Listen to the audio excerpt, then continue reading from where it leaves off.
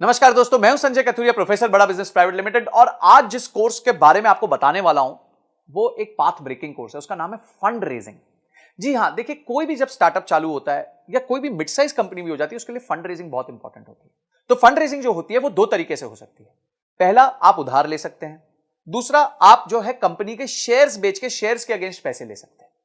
तो आप कौन से तरीके से जाना चाहेंगे, ये आपको ध्यान रखना है। तो इस कोर्स में हमने बताया कि अगर आप शेयर्स बेच के पैसा रेज करना चाहते हैं तो किन किन चीजों का आपको ध्यान रखना है।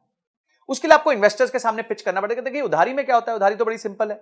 आप गए, आपने प्रोजेक्शन दी, आपके पास कोई जमीन है, उस जमीन के वैल्यू के अगेंस्ट आपको लोन मिल जाएगा और आप धीरे धीरे उस लोन को चुका देंगे। पर जो निवेशक होता है, जो आपकी कंपनी में इक्विटी लेता है, वो आपके साथ पार्टिसिपेट करता है, आपके दुख सुख का साथी होता है। तो इसीलिए उसको आपका बिजनेस के समझना बहुत ज्यादा जरूरी होता है। और इसमें आपको बहुत चीजों का ध्यान रखना पड़ता है। पहले आपको ध्यान रखना पड़ता है कि किस तरीके के निवेशक को आपको आपको जिसके पास जाना चाहिए, आपका ऑब्जेक्टिव क्या है फंड रेज करने का, आपको इन्वेस्टमेंट चाहिए क्यों, आपका बजट क्या है, आप क्या करोगे उस पैसे के साथ। उसके बाद जब आप पैसे ले लोगे तो उसमें कहां उसको निवेश करोगे, निवेश करने के बाद किस तरह के रिटर्न्स कमा के दोगे। समझिए, आज आपका रेवेन्यू 1 करोड़ रुपए साल का है और आपने 5 करोड़ रुपए रेज किए, तो इस 5 करोड़ के साथ क्या आप अपने बिजनेस को 1 करोड़ रुपए साल के से लेकर 10 करोड़ तक लेके जा सकते हैं। ये सारी चीजें आपको ध्यान रखनी पड़ेंगी, आपको अपने निवेशक को समझानी पड़ेगी, स्टोरी समझानी पड़ेगी कि क्यों आपका बिजनेस इतना अच्छा है। क्या क्या स्टेप्स होते हैं फंड रेजिंग में, बूटस्ट्रैपिंग क्या होती है, बिना फंड रेजिंग के कैसे बिजनेस चल सकता है, इन्वेस्टर्स को जब आप पिच करते हैं तो कैसे करते हैं, कैसे उसके उसके फ्रेमवर्क्स भी दिए हैं हमने, पिच स्टैंडर्ड पिच डेक्स भी दी हुई है कि कैसे पिच डेक बनानी चाहिए।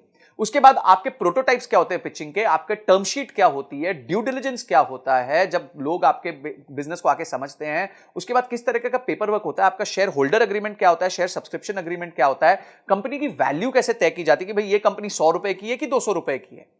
उसके बाद आप एंजल इन्वेस्टमेंट कैसे ला सकते हैं, वेंचर कैपिटलिस्ट को कैसे ला सकते हैं। और उसके साथ साथ हमने ये देखा है कि कुछ अच्छे एंटरप्रेन्योर्स से मिलकर हमने ये पता किया कि उन्होंने फंड रेज कैसे किया था, उनकी जर्नी कैसी रही है, उनके लिए कभी क्या प्रॉब्लम्स आई और उस प्रॉब्लम्स को उन्होंने कैसे सॉल्व किया। और अंत में जाके बॉम्बे स्टॉक एक्सचेंज में घंटी बजानी है, आईपीओ लेके आना है। तो किस तरीके से आप अपने बिजनेस को बिल्ड कर सकते हैं, कि इन्वेस्टमेंट बैंकर कौन होता है, उसका रोल क्या होता है आपके बिजनेस में, और किस तरीके से आपको फंड लाके देता है। आप उसके बाद इन्वेस्टर रिलेशंस कैसे मैनेज करते हैं, जब निवेशक बोर्ड पे आ जाता है उसके साथ कैसे अपना आप रिलेशन मैनेज करेंगे। ऐसी 32 पावरफुल वीडियोस हमने बनाई हैं जिसमें case studies, examples, real life cases हमने लिए हैं, जिसको आप यूज करके फंड रेजिंग कर सकते हैं। तो बाप रे, इतना सुनने के बाद ही आपको मन करना चाहिए कि मैं इस कोर्स को अनलॉक कर लूं, इमीडिएटली अनलॉक कर लूं और जाके सारे वीडियोस को ध्यान से पढूं, उसको इंप्लीमेंट करूं और उसके बाद उसके रीडिंग मटेरियल्स को पढ़ के उसको और डीप में समझूं। तो ये सारी चीजें हमारे एक ही कोर्स में इतना सब आपको मिल जाएगा, इतनी सारी आपकी प्रॉब्लम सॉल्व हो जाएंगी।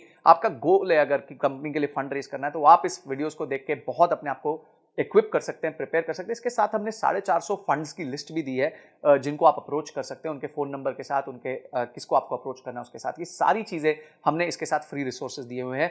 तो इमीडिएटली जो है एक्शन लीजिए, क्योंकि एक्शन के बिना कोई परिवर्तन नहीं आएगा, कोई चेंज नहीं आएगा। तो आपने इस वीडियो को देखा, आपने इस कोर्स को अनलॉक किया और आपने ये तय किया कि इस कोर्स को देखने के बाद मैं फंड रेज में और ताकतवर हो जाऊंगा। इन सब के लिए आपका बहुत बहुत धन्यवाद।